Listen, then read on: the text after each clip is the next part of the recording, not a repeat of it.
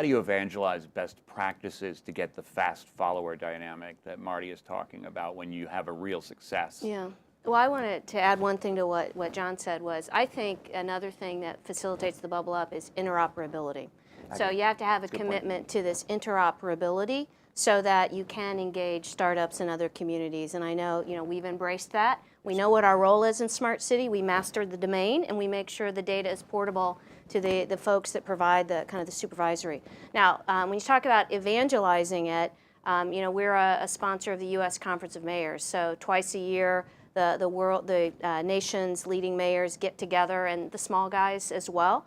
And there are panels and forums. In this past year, Mayor Garcetti of LA talked about some of the work that he's done to unleash the power of the data in his city. And we were a partner to some of that with the smart street lighting and enabling small cell wireless technology within their light pole, a consortium we had with another player. So it's forums like that, it's storytelling, it's facts, sharing the facts, because again, as a building block to Smart City, I have a really compelling story. The energy savings from that technology shift alone, plus the controls capability, returns an amount that can pay for the lighting infrastructure itself.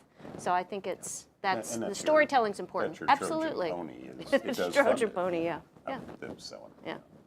But the elevators that now are floor demand elevators, as opposed to you punch a panel inside the elevator car, they started off being like scary, and then they've become an indication of modernity in a sense that, and I know this because I happen to be in a wheelchair, and curb cuts and ramps in cities were viewed as this sort of compensatory thing that you had to do because of inclusion of people with disabilities. And 10 years out, they became indicators of modernity. So in other words, when they would do surveys of people and foot traffic and retail traffic, women with strollers, consumers with strollers, would view the street that had the curb cuts as being modern. So therefore, everything about the neighborhood was modern, and people felt more comfortable in that setting.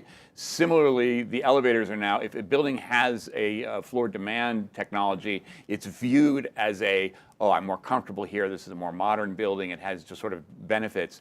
Where can I see Philips lighting that indicates this kind of new way of approaching, so that I'll notice in the next 10 years, this city doesn't have that. I was in a place that did have it, and I noticed these little details, and that will suddenly signify modernity. What kinds of things will I be looking for? Some of these smart poles, it's not the traditional light pole. It's one every light pole. It's a much broader base, and inside that is where the small cell technology is. So you'd see that, but I would just suggest that the other thing about staying in our domain, it's about quality of light too. So I would hope that if you looked up or you sensed or you were in an environment that just felt different, not that yellow kind of haze, but something that just felt different, and if it was LED, then you can be sure that that digital light then can become a carrier for information and smart city enabled. But I think maybe because I'm a lighting geek, it's about the quality of the light, how the light feels, how we can beautify the top of the Empire State Building, for instance, or some of the other things. So that's very my meaningful. answer might be a little bit different because lighting is just there. But also I can brag about what Amy does, and she's very humble, but let me be very bold. Streets of the future that don't have lighting that basically will go up or down based upon motion, for security reasons, for cost reasons. Streets of the future that won't allow the city to determine what type of electricity you put to those lights based upon the carbon emission.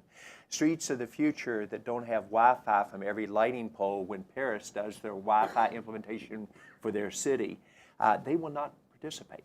And so that is the infrastructure, and it's exciting and geeky in some ways, but it allows you to do whatever you want, and allows you to build a structure for the future, not one that is obsolete in 5 to 10 years, to your point, John, that we have to come back and redo. So I actually think it's pretty sexy and pretty exciting and Sizzle what lighting provides and outcomes. It's not a static industry anymore. And you talked about the obvious things, but the behind the curtain things are, imagine a street lighting system that alerted a city official to an issue before an upset citizen calls. Exactly. And when you start to have these conversations, the statistics of what comes into these call centers, it's mind-boggling. And so, they're looking at citizen satisfaction. They have all the metrics that support it. So if you can help to anticipate an issue and absolutely drive predictive and preventive maintenance and ensure that that issue doesn't happen, they have dashboards and scorecards that help them with their citizenry. So that's kind of a behind the curtain. But it's not even behind the curtain, because the 311 revolution here in New York is very much in front of the curtain, and people understand where they go to,